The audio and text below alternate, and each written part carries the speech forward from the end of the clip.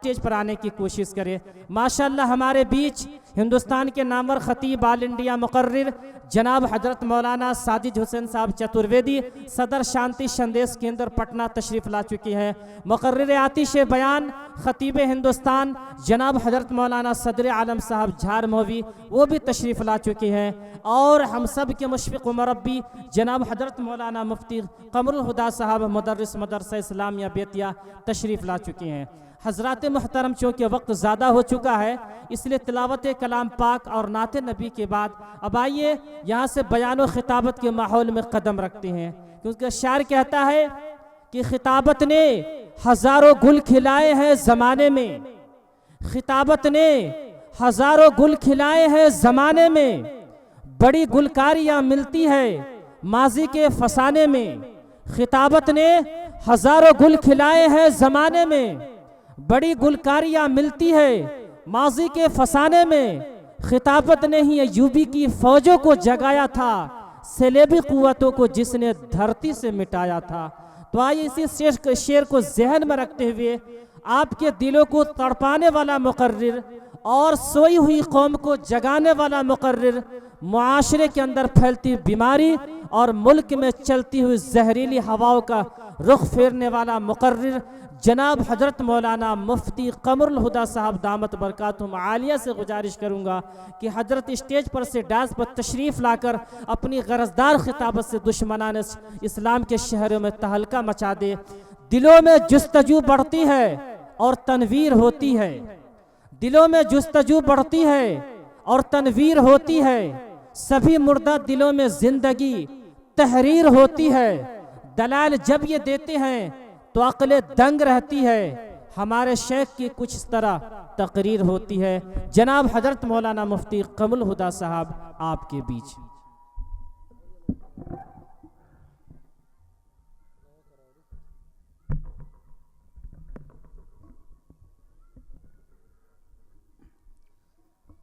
ماشاءاللہ ہمارے جو جے کے مڈیا کے ڈاکٹر صاحب جاوید کلیم بھائی جو اپنے سفر کی صعوبتوں کو برداشت کر کے اعظم گڑھ کے سرزمین سے چل کر ہمارے بہار میں تشریف فرما ہے، اور ظاہر سی بات ہے اپنی تمام مشغولیات و مصروفیات کو بالائے طاق رکھ کر آج رات کے حصے میں ابھی تک جاگے ہوئے بیٹھے ہوئے ہیں۔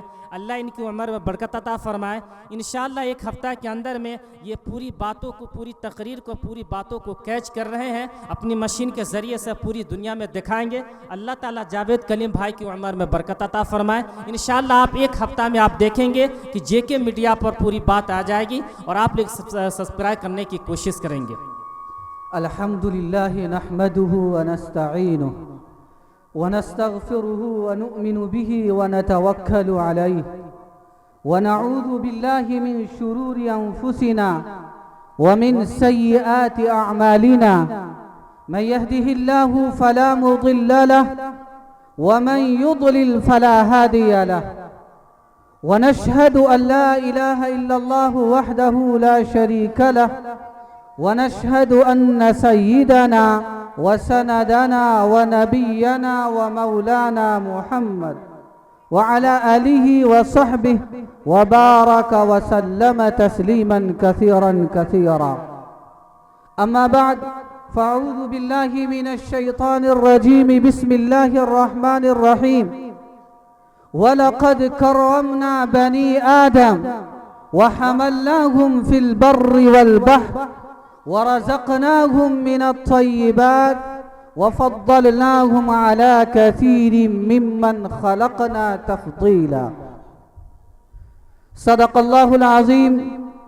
میرے محترم سامعین کرام، حاضرین جلسہ، بڑی خوشی کی بات ہے کہ ایک مبارک موقع سے آپ صلی اللہ علیہ وسلم کی پیاری سنت کو زندہ کرنے کے موقع سے لوگ پتہ نہیں کیا کیا تماشے کرتے ہیں اور کس کس طرح رسم و رواج کو انجام دیتے ہیں، اور شادی جو سنت نبوی ہے اس کے نقشے کو اس طرح بگاڑ کر دنیا کے سامنے پیش کرتے ہیں جس کے عبادت ہونے کا تصور ختم ہوتا جا رہا. شادی ایک عبادت ہے، اس کے عبادت ہونے کا تصور لوگوں کے ذہنوں سے ختم ہوتا جا رہا ہے. لیکن بڑی خوشی کی بات ہے اور وہ مبارکبادی کے مستحق ہے جنہوں نے ایسے موقع سے یہ اقدام کیا اور یہ قدم اٹھایا کہ میں آج اپنے دروازے پہ ناچنے والی، گانے بجانے والی یا اس طرح کی محفلوں کو قائم نہیں کروں گا، بلکہ معاشرے میں پھیلی ہوئی برائی جس سے لوگوں کو فائدہ ہو، جس سے معاشرے کے اندر تازگی ملے، جس کے معاشرے کے اندر انقلاب پیدا ہے۔ یقیناً شادی کے بعد جن جوڑوں کی شادی ہوتی ہے ان کی زندگی میں انقلاب آتا ہے، لیکن یہ اس سے اچھا قدم ہے کہ انہوں نے سوچا کہ اس کے ساتھ ساتھ ہمارے معاشرے میں بھی انقلاب آنا چاہیے اور اس شادی کے موقع سے ایک اچھا پیغام جانا چاہیے۔ اسی نسبت سے اصلاح معاشرہ کے عنوان سے یہ مبارک مجلس رکھی گئی، ایک بہترین پروگرام رکھا گیا ہے جس کا عنوان ہے اصلاح معاشرہ۔ میرے محترم سامعین کرام، کل ہوس اس طرح سے ترغیب دیتی تھی مجھے، کل ہوس اس طرح سے ترغیب دیتی تھی مجھے، خوب ملک روس ہے اور سرزمین طوس۔ شاعر کہتا ہے کہ انسان کی جو خواہشات ہے، اس کی جو نفسیات ہے، وہ انسان کو بار بار یعنی اس کے خواہشات کو بھڑکاتی اور کہتی ہے کہ خوب ملک روس ہے، یعنی روس کا سفر کرو، روس کی عیاشیہ کو دیکھو، روس کا جا کر کے سفر کرو، وہاں کی عیاشی، وہاں کی رنگینی اور وہاں جو دنیا رنگین بنی ہوئی وہاں جا کر کے مزے لو۔ خوب ملک روس ہے اور سرزمین طوس ہے، یعنی سرزمین طوس بھی اپنی عیاشی کے اندر اور اپنے نام و نشان میں کوئی کم نہیں ہے۔ تم یہاں کیا کر رہے ہو؟ جاؤ ملک روس اور سرزمین طوس کا سفر کر کے آؤ، گر میسر ہو تو کچھ عشرت سے کیجئے زندگی۔ یہ ہوس کہتی ہے ہر انسان کے دل کے اندر جو نفسانی خواہشات ہے۔ آپ نے کہا اصلاح معاشرہ، میں آپ لوگوں سے کہوں گا اطمینان کے ساتھ، سکون کے ساتھ اور ذرا دل تھام کر کے بیٹھے، معاشرے کی اصلاح کیسے ہو، اللہ نے جو ہمیں مقام دیا وہ مقام ہمیں کیسے حاصل ہو۔ اللہ نے، میں نے قرآن کی آیت پڑھی، وَلَقَدْ كَرَّمْنَا بَنِي آدم، ہم نے بنی آدم کو، انسان کو دنیا میں سب سے زیادہ مکرم بنایا، سب سے افضل بنایا، سب سے اشرف بنایا، کائنات کا دولہا بنایا ہم نے اس کو، لیکن یہ مقام ہم نے کھو دیا، یہ مقام باقی ہے۔ معاشرے کی عیاشی، معاشرے کی تباہی اور اس کی بربادی نے معاشرے کے نقشے کو کتنا خراب کیا، اور ہمیں جو اللہ نے جو مقام دیا تھا وہ مقام باقی ہے یا نہیں، ہمیں یہ دیکھنا ہوگا۔ میں نے کہا تھا کہ شاعر کہتا ہے گر میسر ہو تو کیجئے عشرت سے زندگی، گر میسر ہو تو کیجئے عشرت سے زندگی، ایک طرف آواز طبلے ہے اور ادھر صدائے کوس ہے۔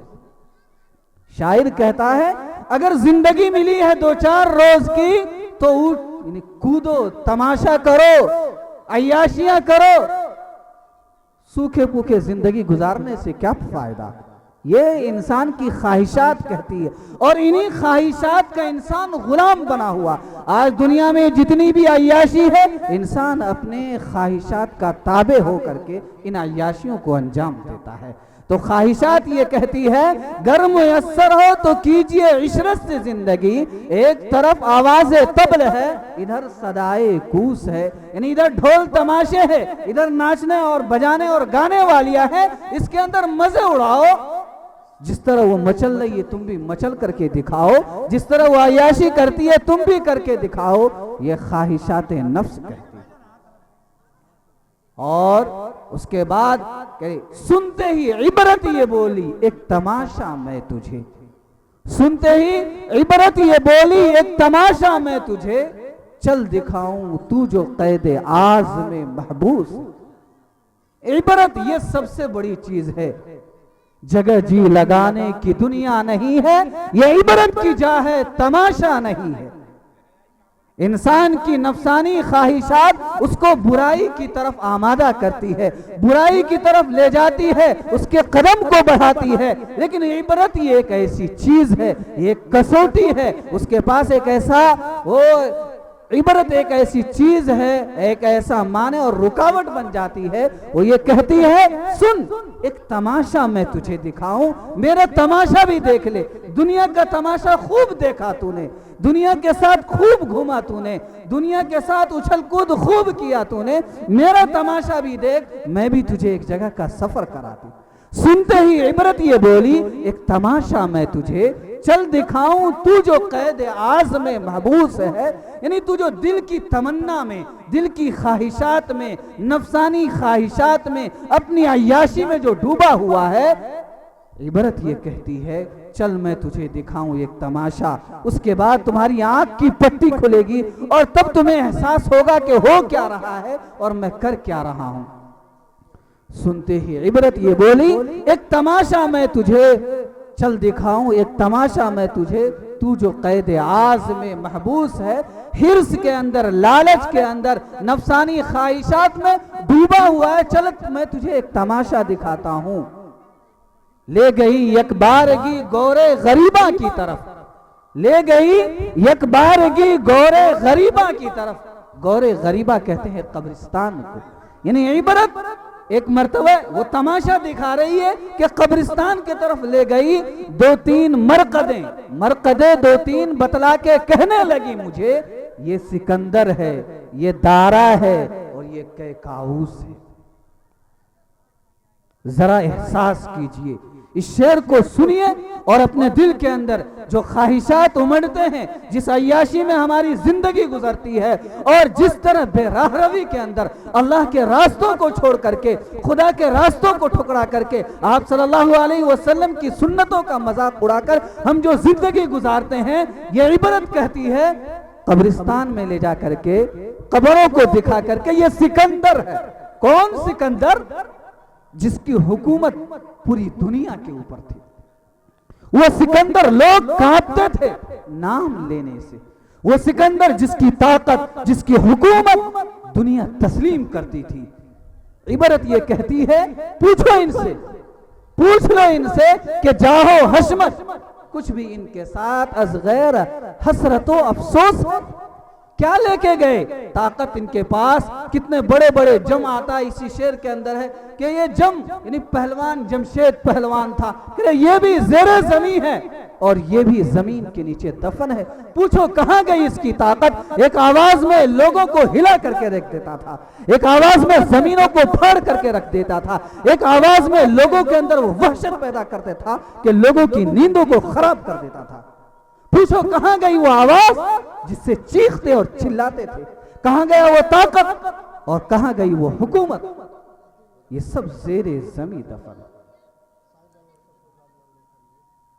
اللہ رب العزت نے ہمیں ایک شریعت دی ہے، ہمیں چاہیے کہ اسی کے مطابق زندگی گزارے۔ اپنے معاشرے کی اصلاح کیسے کرے؟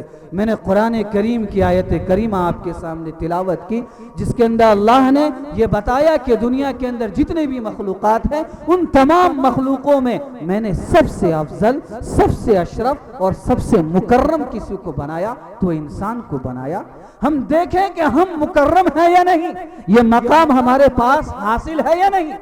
ہم اشرف المخلوقات اللہ نے بنایا، ہمارے پاس وہ اشرفیت باقی ہے یا نہیں؟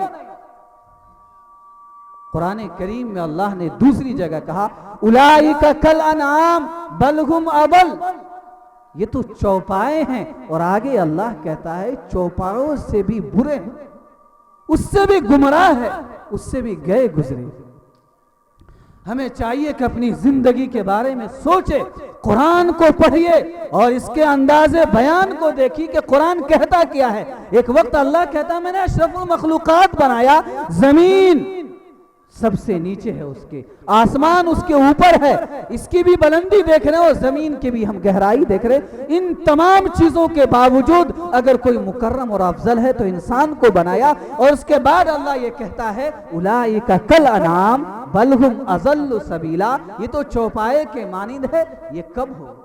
ہم نے اشرفیت کو کھو دیا، ہم نے اپنے مقام اور مرتبے کو مٹا دیا اللہ رب العزت کی نافرمانی کر کے، اپنی عیاشی کے ذریعے، اپنی نفسانی خواہشات پر عمل کر کے۔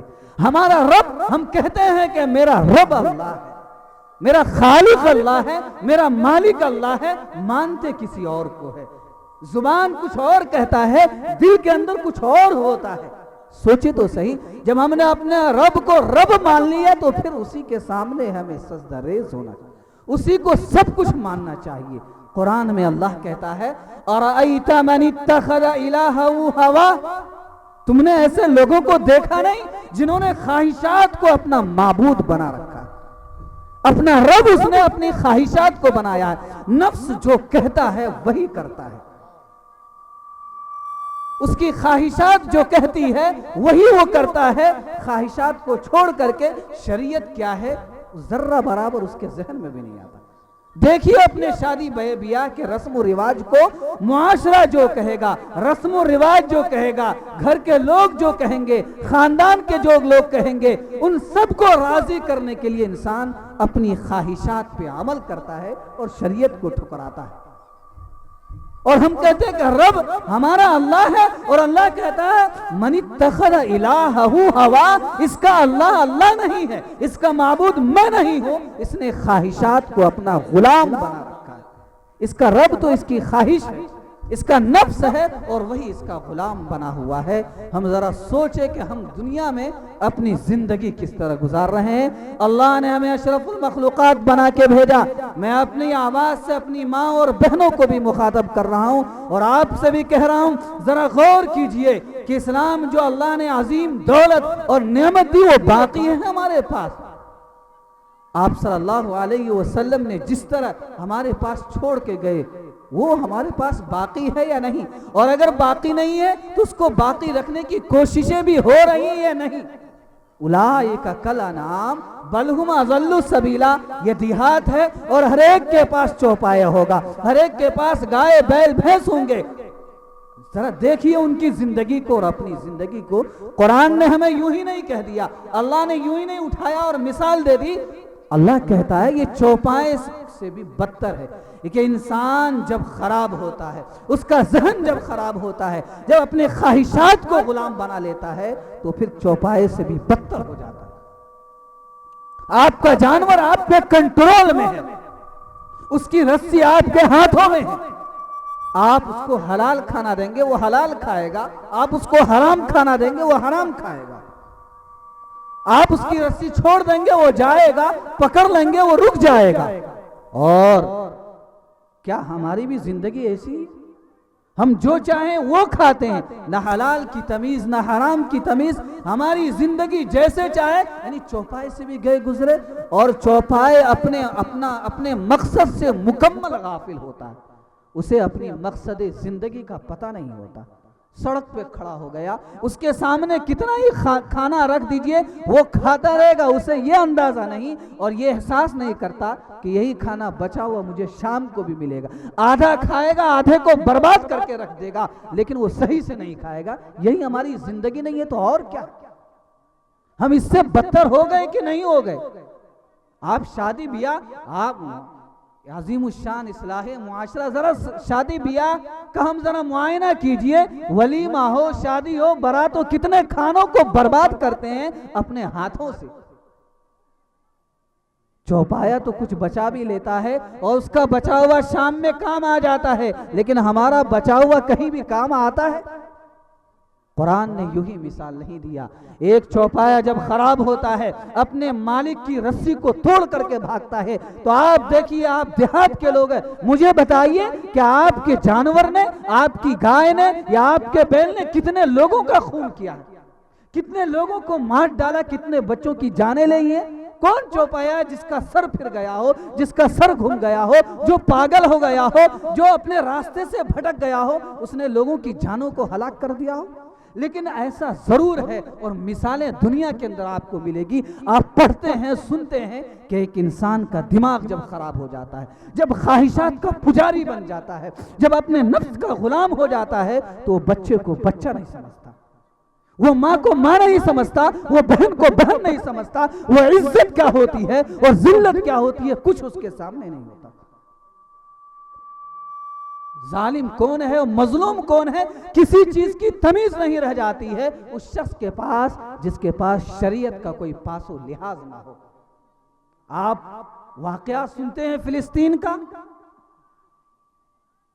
اسرائیل نے کس طرح بمباری کی، کیا اسے معلوم نہیں کہ بچوں کو جان، جس نے آج تک کوئی جرم نہیں کیا، اس سرزمین کے اوپر کوئی گناہ اس نے نہیں کیا، اس کے باوجود اس کی جانوں سے کس طرح کھیلا جا رہا ہے، اس کے سر کو تن سے کس طرح جدا کیا جا رہا ہے؟ آخر ایسا کیوں ہو رہا ہے؟ یہ خواہشات کے غلام ہیں، خواہشات کے پجاری ہیں، ان کے سامنے ان کی شریعت نہیں ہے، ان کے سامنے ان کے اصول نہیں ہے، ان سب کو ان لوگوں نے بالائے طاق رکھ دیا ہے، اور جب انسان بگڑتا ہے تو سب سے زیادہ بدترین بن جاتا ہے۔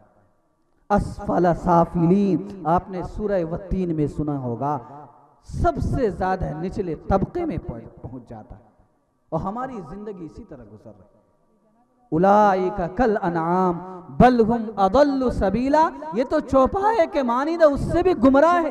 ہم کر کیا رہے ہیں اور کہہ کیا رہے ہیں، زبان میں عمل میں کوئی بھی موافقت نہیں ہے، کہتے کچھ اور کرتے کچھ اور ہے، کس طرح لوگوں کو دھوکہ دیتے ہیں۔ تو ہمیں چاہیے کہ اپنی زندگی کا احساس پیدا کریں، اور ہمیشہ جگہ جی لگانے کی دنیا نہیں ہے، یہ عبرت کی جا ہے، تماشا نہیں ہے جہاں میں تو ہمیں عبرت اس دنیا سے لینا، سیکھ کر کے اس کے جانا ہے۔ ہمیں معاشرے کی اصلاح کرنی ہے تو اپنے آپ سے اصلاح کرنی ہوگی۔ ہم اگر صحیح ہوں گے ہمارا گھر صحیح ہوگا، ہمارا معاشرہ بھی بہتر سے بہتر ہو جائے گا، اور اگر ہم صحیح نہیں ہوں گے تو معاشرہ بدتر سے بدتر ہو جائے گا۔ اور ہمیشہ یاد رکھیں کہ ہم اس طرح کر کے، میں نے کہا نا کہ سکندر بھی ہے اور دارا بھی ہے، ہندوستان کا بڑا نامور بادشاہ تھا، اور جو طاقت اور حکومت کتابوں میں آپ پڑھیے تو احساس ہوگا اس کا بھی کوئی نام لینے والا نہیں۔ کہاں گیا ان قارون و فرعون و حامان، یہ سب کہاں چلے گئے؟ بڑے بڑے طاقتور، بڑے بڑے مال و قوت والے آئے ہیں، لیکن جب پکڑ آئی ان اخذہ علیم شدید، اللہ کی جب پکڑ اور اس کی گرفت آتی ہے تو پھر کوئی بچتا نہیں، چاہے وہ قارون ہو، فرعون ہو، حامان ہو، سکندر ہو، دارا ہو، کوئی بھی ہو، ہم ہو یا آپ ہو، جب تک روگردانی کر رہے ہیں، دھیر اللہ تعالیٰ کی طرف سے ہے تو آسانی سے زندگی گزر رہی ہے، اور جب رسی کو وہ کھینچے گا تو پھر کوئی بچ نہیں پائے گا۔ جن چیزوں کو جو اللہ نے نعمتیں دی ہیں، میں نے کہا کھانے کو ہم کس طرح ضائع کرتے ہیں، ذرا احساس ہونا چاہیے۔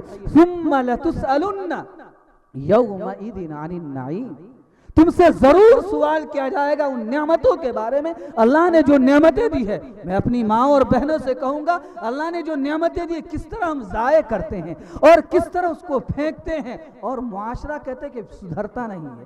کیسے؟ روزی بددعائیں کرتی ہمیں، اور ہمارا معاشرہ سدھر جائے گا، معاشرے کی اصلاح ہو جائے گی۔ ثم لتسألن یومئذ عن النعیم، اللہ نے آپ کو طاقت دی ہے اس کے بارے میں پوچھا جائے گا، اللہ نے آپ کو صحت دی ہے اس کے بارے میں پوچھا جائے گا، اللہ رب العزت نے آپ کو جو عمر دی ہے اس کے بارے میں پوچھا جائے گا۔ آپ نے وہ حدیث آپ صلی اللہ علیہ وسلم کی سنی ہوگی کہ ابن آدم کا قدم کل قیامت میں اس وقت تک نہیں ہٹ سکے گا، ہل نہیں سکے گا جب تک کہ 5 چیزوں کا جواب نہ دے سکے۔ عن عمرہ فیما افنا، کہ عمروں کو کہاں فنا کیا، کہاں برباد کیا۔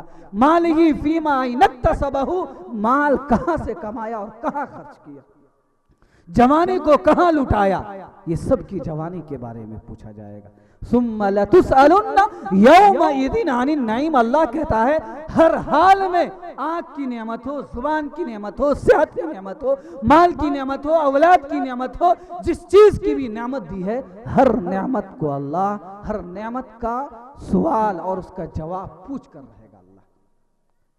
یہ آیت، اس آیت کے بارے میں آتا ہے کہ ایک موقع سے آپ صلی اللہ علیہ وسلم گرمی کی شدت کے اندر، جب تیز دھوپ تھی مدینے کے اندر، اس دھوپ کے اندر آپ صلی اللہ علیہ وسلم بھوک کی تڑپ کی وجہ سے باہر نکلے، اور نکلتے ہیں تو دیکھتے ہیں ادھر سے ابو بکر صدیق رضی اللہ تعالی عنہ دوڑے ہوئے آ رہے ہیں۔ آپ صلی اللہ علیہ وسلم کہتے ہیں ابو بکر صدیق تم یہاں کیا کر رہے ہو اس دھوپ میں، کس چیز نے تمہیں یہاں پہ نکلنے پہ مجبور کر دیا؟ ابو بکر صدیق رضی اللہ تعالیٰ کہتے ہیں کہ آپ کو کس نے مجبور کیا؟ تو حضرت ابو بکر صدیق سے جب آپ صلی اللہ علیہ وسلم پوچھتے ہیں تو حضرت ابو بکر صدیق نے کہا کہ پیٹ کی بھوک نے مجھے یہاں اس گرمی کے اندر گھر سے نکلنے پر مجبور کر دیا۔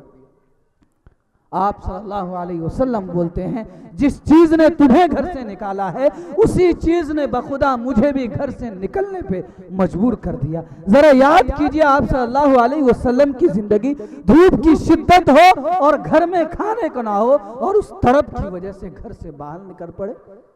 حضرت ابو بکر صدیق ساتھ ہوتے ہیں، آپ صلی اللہ علیہ وسلم ساتھ ہوتے ہیں، ایک باغیچے میں جا کر کے پہنچتے ہیں اور وہاں جانے کے بعد ایک صحابی کے باغیچے میں پہنچتے ہیں۔ جب صحابی کی نظر پڑتی ہے دوڑتے ہوئے آتے ہیں اور صحابی کہتے ہیں کہ ماجرا کیا ہے۔ چہرے انور کو دیکھنے کے بعد یہ احساس ہو جاتا ہے کہ بھوکے پیاسے ہیں آپ صلی اللہ علیہ وسلم، فوراً بھاگتے ہیں اور جاتے ہیں بکری کو ذبح کرنے کے لیے اور بھوننے کے لیے۔ آپ صلی اللہ علیہ وسلم کہتے ہیں کہ گابھین بکری کو ذبح نہیں کرنا، ذبح کرنے کے بعد بھوننے کے بعد جب بکری لائی جاتی ہے بھنا ہوا گوشت آپ صلی اللہ علیہ وسلم کے سامنے لایا جاتا ہے تو آپ صلی اللہ علیہ وسلم گوشت روٹی کے اوپر لیتے ہیں اور رکھتے ہیں، اور رکھنے کے بعد ابو بکر سے کہتے ہیں ابو بکر لے جاؤ عائشہ کے پاس بھی پہنچا دو، 2 روز سے اس نے بھی کچھ نہیں کھایا۔ میری ماں اور بہنوں کیسی ناٹکیں کرتے ہیں ہم جب ہمارے گھر پہ گوشت نہ ہو۔ اماں عائشہ 2 دن سے بھوکی ہے اور آپ صلی اللہ علیہ وسلم گوشت کا ایک ٹکڑا اور ایک روٹی ہاتھ میں لے کے کہتے ہیں اس کے گھر بھی پہنچا دو، اور اس کے بعد سنیے کیا کہتے ہیں، اے ابو بکر یہ جو گوشت کا ٹکڑا ہے اور یہ جو روٹی ہے اس روٹی کا بھی کل ثم لتسألن یومئذ عن النعیم، کل قیامت میں اس کے بارے میں بھی پوچھا جائے گا تم یہ جو کھا رہے۔ کتنی تڑپ ہے، بھوک کی کتنی شدت ہے، اس شدت کے باوجود آپ صلی اللہ علیہ وسلم فرماتے ہیں کہ اس کے بارے میں بھی پوچھے گا اللہ کہ تم نے کھا کر کے کیا کیا، تم نے جو کھایا اس کھانے کے بعد جو طاقت تمہیں میسر ہوئی، جو طاقت حاصل ہوئی اس حاصل کو کہاں تم نے کھپایا۔ تو ہمیں چاہیے کہ ہم اپنے مقصد حیات کو پہچانیں۔ زندگی بڑی قیمتی ہے اور اس سے بڑی قیمت کوئی چیز نہیں۔ اللہ نے ایمان کی جو دولت دی ہے اس ایمان کو بچائیں، اور یہ بچے گا کس طرح؟ مقصد حیات کیا ہمارا؟ دنیا میں آنے کا جو مقصد ہے ہمیں چاہیے کہ ہماری نظروں میں رہے، ہمارے دلوں میں رہے، اور ہمیشہ اس کی تلاش و جستجو میں اپنی زندگی کو کھپانا چاہیے۔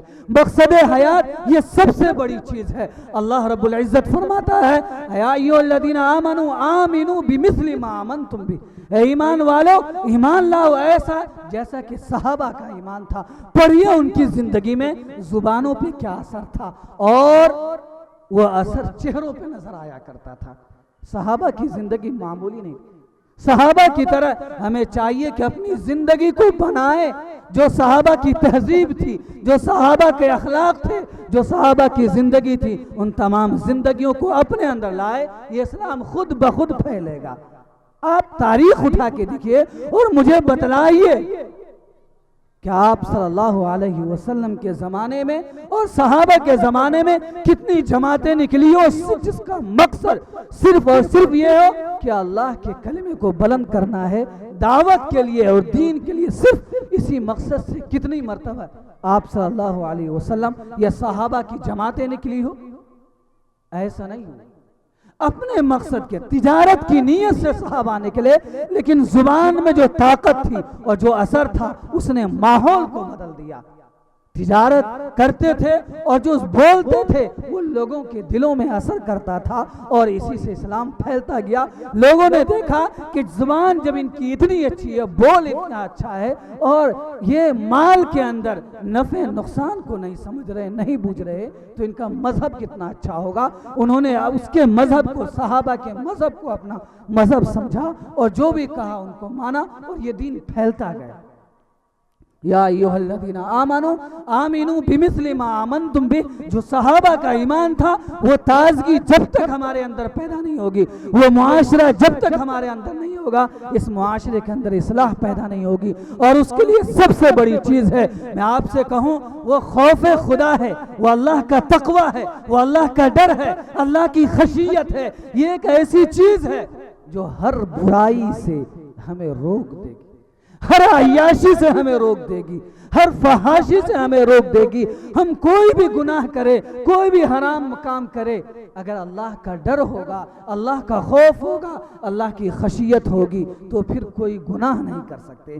اور یہ ایسی چیز ہے اور ایسی بڑی اور عظمت والی چیز ہے، اللہ فرماتا ہے یا ایھا الذین آمنوا ان تتقوا اللہ یجعل لکم فرقانا، اے ایمان والو اگر تم اللہ سے ڈرو گے تو وہ تم کو فرقان عطا کرے گا۔ فرقان کا مطلب ہوتا ہے حق اور باطل کے درمیان تمیز کرنے کی جو کسوٹی ہوتی ہے، تمیز کرنے کا جو معیار ہوتا ہے، تمیز کرنے کا جو ذہن ہوتا ہے، تمیز کرنے کا جو مزاج ہوتا ہے، اللہ کہتا ہے وہ مزاج تمہارے اندر پیدا کر دیں گے۔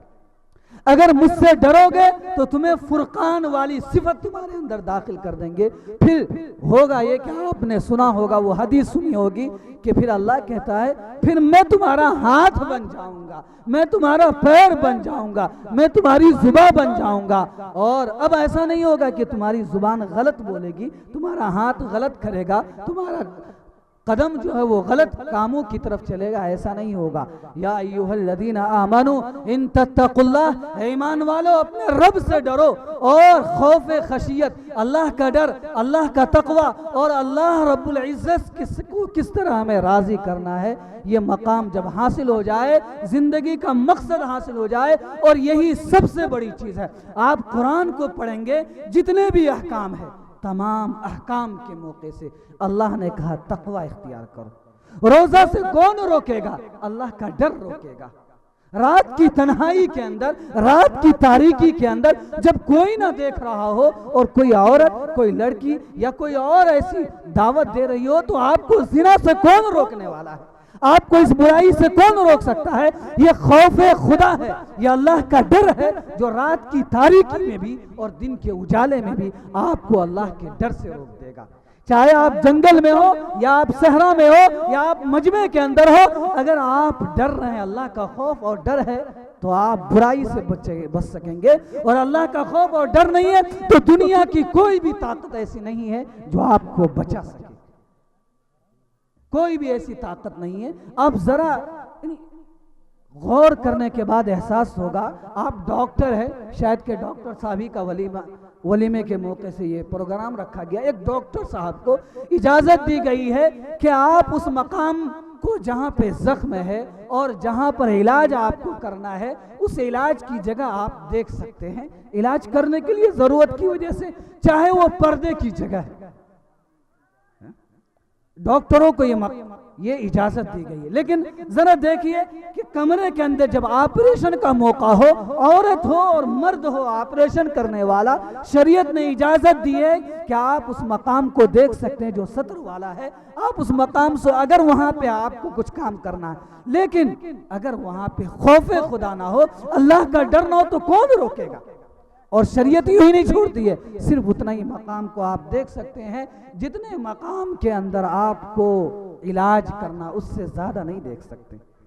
تو خوف خدا، اللہ کی خشیت، اللہ کا ڈر اور اللہ کا خوف جب ہم اپنے دل کے اندر پیدا کریں گے، تو دنیا کے اندر یہ جو معاشرے کے اندر جس طرح کی برائی ہے، جس طرح کی بے حیائی ہے اور جس طرح کی بد انتظامی ہے، یہ سب آہستہ آہستہ دور ہو جائے گا۔ اور جب اللہ ہی کا ڈر نہیں ہوگا تو نہ گاؤں کا کوئی مکھیا، نہ کوئی سرپنچ یا کوئی بھی ہمیں ہماری برائی سے روکنے والا نہیں ہے۔ اس زمین پر اگر کوئی ہماری برائی سے روکنے والا ہے اور ہمیں کوئی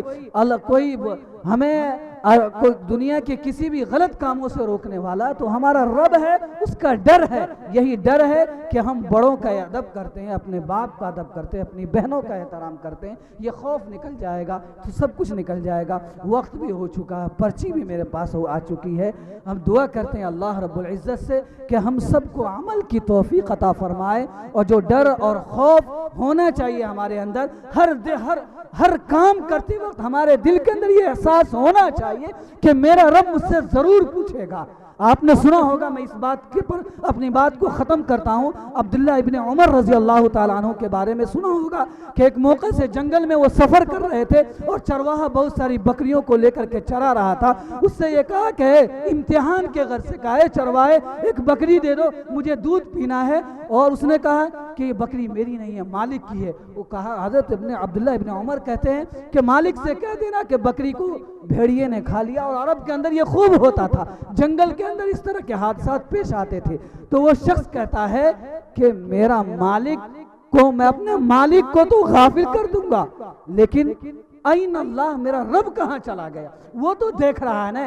تو ہمیشہ ہمیں یہ ذہن میں رہنا چاہیے، لا تحسبن اللہ غافلا عما یعمل الظالمون. اے غافلوں اور اے انسان پہ تباہی مچانے والوں، عیاشی کرنے والوں، خواہشات پہ چلنے والوں، تمہارا رب غافل نہیں ہے، وہ تمہیں دیکھ رہا ہے. ہمارا رب ہمیشہ دیکھ رہا ہے. اللہ رب العزت ہم سب کو عمل کی توفیق عطا فرمائے، ہر آن ہر لمحہ اور ہر وقت ہر برائی سے بچنے کی توفیق عطا فرمائے. اپنا خوف، اپنی خشیت، اپنا ڈر اور تقوی اس صفت سے ہم سب کو مالا مال فرمائے. وما توفیق الا باللہ.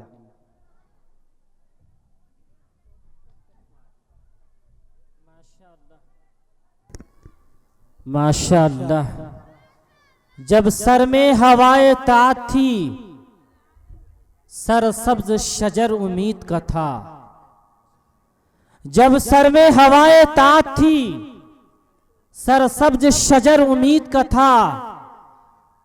جب سرسر عصیاں چلنے لگی، اس پیڑ نے پھلنا چھوڑ دیا. جب سر میں ہوائے طاعت تھی، سر سبز شجر امید کا تھا. جب سرسر عصیاں چلنے لگی، اس پیڑ نے پھلنا چھوڑ دیا. اللہ کی راہ اب بھی کھلی، آثار و نساء سب قائم ہے. اللہ کے بندوں نے لیکن اس راہ پہ چلنا چھوڑ دیا، اس راہ پہ چلنا چھوڑ دیا. حضرات محترم، یہ تھے ہمارے آج کے مہمان معظم، کرم فرما مشفق جناب حضرت مولانا مفتی قمر الہدیٰ صاحب دامت برکاتہم، جو اپنے مواعظ حسنہ سے نواز رہے تھے. ہمارے لیے فخر کی بات ہے کہ مولانا نے ہم لوگوں کو قیمتی بیان سے نوازا. حضرت والا کی دلچسپ تقریر سے مجلس کے اندر نورانیت چھا گئی اور مجمع جھوم اٹھا.